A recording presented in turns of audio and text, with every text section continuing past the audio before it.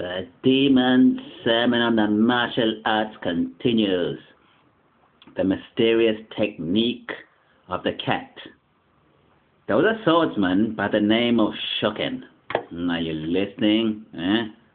One day, a large rat turned up in his house. The rat would not leave, and it took to roaming around the house. Hang on, let me clear my throat. Achoo!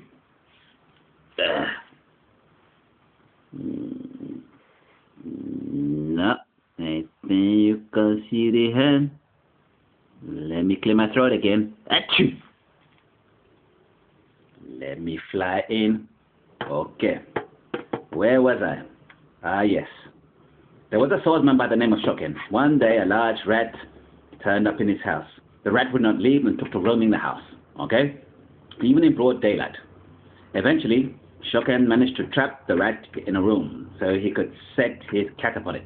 But as the cat entered the room, the rat advanced, hurled itself at the cat's face, and sank its teeth into it. The cat let out a scream, "Ah!" and ran away.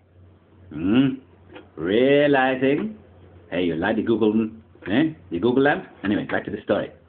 Realizing he was up against more than he bargained for, Shoken went around the neighborhood and borrowed a number of cats that he had made names for them. He borrowed a number of cats that had made names for themselves as the best of their kind.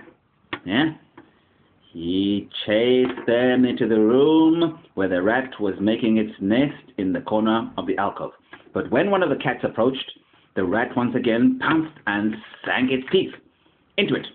When the other cats saw this appalling situation, they all fled in fear. You know, they were, how you say? They were shitting themselves. Shitting themselves. Shoken was outraged, and he chased the rat about, trying to kill it with a wooden sword he was carrying at his side. But the rat would slip away and avoid being struck. Furthermore, although all the paper-covered sliding doors were smashed down and torn in the fracas, the fucking rat, would jump and escape into the center of the room, always moving with speed of lightning, like that. You see? Lightning speed. It seemed, you hear me? It seemed that sooner or later, the rat was going to leap at Shoken's face and give him a taste of his teeth. Shoken broke into a sweat, or even a sweat, and said to himself, I've heard that not far from here there is a cat that is first-rate, and in fact unequaled. I'd better go borrow that one. Yeah. And thereupon sent a man off it. He went off to get the rat. Okay. The cat was brought in and he took a look at it, but it did not appear to be particularly clever or even very active. Still, he thought, first, I'll try putting it into the room anyway. And so he opened the door just a little and put the cat inside. The rat cowered right where it was and was unable to move. It couldn't move. The cat walked over in a leisurely fashion and dragged the rat away, as though it were nothing at all. Like it was nothing. That night, all the other cats gathered at the house and inviting the old cat, they said, come here. Inviting the old cat to take the most honored seat. All genuflected. You know what it is to genuflect? It's what the Catholics do when they do the sign of the cross. Anyway, they genuflected before him and with great respect said, we are all called first-rate cats. We have disciplined ourselves in our way and sharpened our claws to crush even weasels and otters, not to mention rats. Up to now, however, we have never encountered such a strong rat as this one. Yet you overcame him quite easily. Quite easily, perhaps by some personal technique. We humbly humbly request that you impart your lordship's mysterious technique to us, holding nothing back. The old cat laughed and said, all you young cats, yes? You young cats work with considerable skill, but you haven't heard about the method of the correct way. No. No, thus you have met a situation contrary to your expectations and have come to grief. Nevertheless, I would first like to hear about how each of you have trained. Yeah? An agile black cat jumped. He jumped. He stepped. He stepped up from the midst of the group and said, I was born into a house. You see? I was born into a house of mouses and have exerted myself in that way, leaping over 7-foot screens, you see, and squeezing myself through tiny holes so that from the time I was a kitten, there was no quick or nimble trick I could not do, whether it was the strategy of pretending to be asleep or suddenly exploding in a blaze of energy. I never faltered. No, even with rats that ran along the rafters and beams. But today,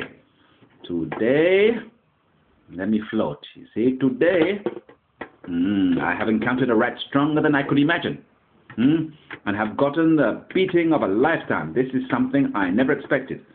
The old cat said, your discipline is only a performance of skill. Thus, you still haven't escaped from the mind that aims at something. The men of old taught performance in order to inform others of the way. So such performances were simple and contained a profound principle within them. In these later times, performances of skill are considered specializations. Various details are concocted. Dexterity is inordinately refined. The ancient sayings are considered insufficient, and the practitioner uses his own wit and contrivances. Contrivances. In the end, it all comes down to a contest of performance skills. Dexterity consumes itself, and for what? Those who practice refining the dexterity of men of little character and those who specialize in wit and contrivances are all like this. Wit may be used by the mind. Yes, it may be used by the mind, but it is not based in the way. When one specializes solely in dexterity, he is at the edge of make-believe. And contrary to what you think, there are many instances of wit and contrivances becoming nothing but drawbacks. Yes, you should reflect on such matters in this way and make great efforts. Yes, make great efforts. Do something. Yes, make great efforts. Next, a large brindled cat came forward and said, to my way of thinking, we respect the chi of martial arts. Therefore, I have disciplined my chi over a long period of time. Now, you see, now that chi is serene and exceedingly strong, and I would seem to fill heaven and earth. Yes, I trample my opponent underfoot, but by first defeating him and then advancing. Following the voice, responding to the echo, I control the rat, and there is nothing I can answer to. I have no thoughts or intentions for using a performance of skill, and my performance flows out on its own. I can just stare at a rat running along the rafters and beams so that it falls off and is taken. Nevertheless, this strong rat has no form when it comes and leaves no trace when it goes. What kind of thing is this? Stay tuned. I think now I'm going to take a break and fly. You see, I'm going to fly a little. Stay tuned. And we finish the story about the rat. Yes. End of part 1. You like that? You like the way I fly? Stay tuned.